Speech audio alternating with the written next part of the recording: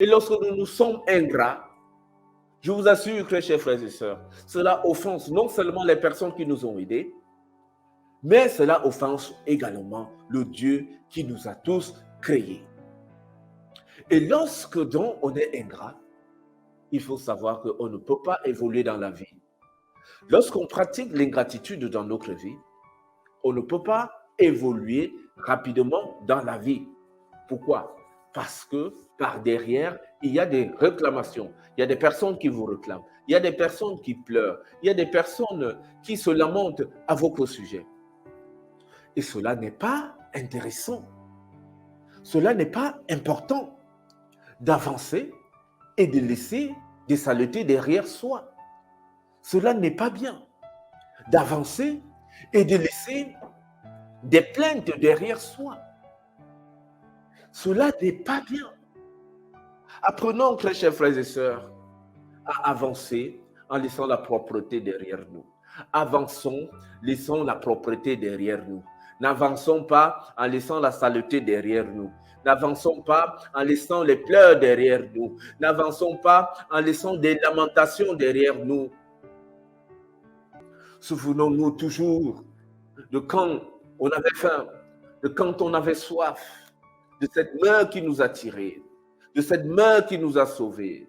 Même si aujourd'hui on roule en jet privé, même si aujourd'hui on va d'avion en avion, même si aujourd'hui on est dans le succès, souvenons-nous toujours de la main qui nous a aidés. Souvenons-nous de cette personne-là qui a pris de son temps, qui nous a donné son argent, qui nous a donné son conseil, qui nous a poussés. Souvenons-nous de cette personne-là pour multiplier le bien. Parce que souvent, quand des personnes sont ingrates, très chers frères et sœurs, qu'est-ce qui se passe? Ça ferme la porte à d'autres personnes. Les portes sont fermées à d'autres personnes. Les portes sont fermées à d'autres personnes. Parce que lorsqu'on revoit maintenant d'autres personnes qui arrivent avec les mêmes problèmes, c'est la méfiance. C'est la méfiance. C'est la méfiance. Pourquoi? Parce qu'on a été abusé une fois, parce qu'on a été abusé deux fois. Maintenant, les gens ne veulent plus aider. Est-ce que vous savez, à cause de l'ingratitude, combien de personnes sont en train de souffrir aujourd'hui, qui ont besoin de l'aide et qui sont sincères? Est-ce que vous savez, à cause de l'ingratitude, le mal que cela cause dans la société? Est-ce que vous savez, on ne mesure pas l'action.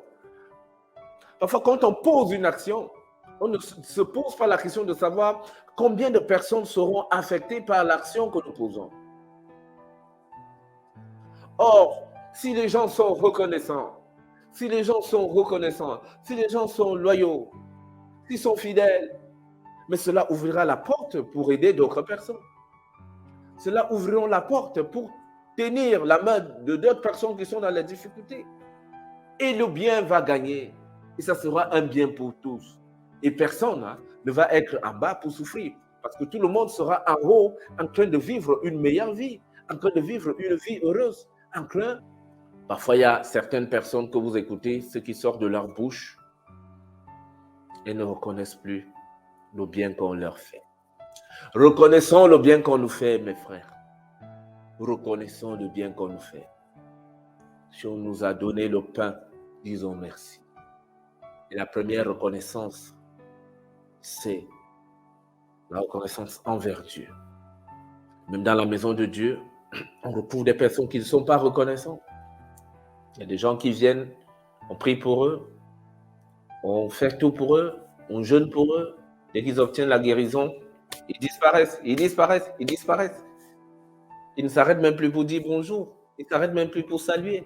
Ils ne se souviennent plus de la façon qu'ils étaient arrivés. Ils étaient arrivés peut-être débordés de peine. Quelqu'un a pris ta peine. Il t'a aidé à sortir de ta peine. Même à l'église, on vit cela. Et surtout, même à l'église, on vit cela beaucoup. Et quand on vit cela à l'église, très chers frères et sœurs, comment est-ce que la foi va grandir? Il y a des fidèles. On finit de prier, on finit de travailler dans leur vie. Et dès que ça change, on ne les voit plus jamais. On ne les voit plus jamais. Ni à l'église, il y a d'autres qu'on rencontre même en route. Allez, quelqu'un traverse la route en regardant comme ça, là, la tête de l'autre côté. C'est-à-dire, quelqu'un fait comme s'il ne t'a jamais vu. Quelqu'un fait comme si vous ne vous êtes jamais assis et partagé un sujet un jour, et partagé un temps un jour. Et quand on se comporte comme ça, très chers frères et sœurs, cela ferme la porte à d'autres personnes. Et Dieu n'est pas content. Dieu n'aime pas toute personne qui est ingrate. Dieu n'aime pas les ingrats.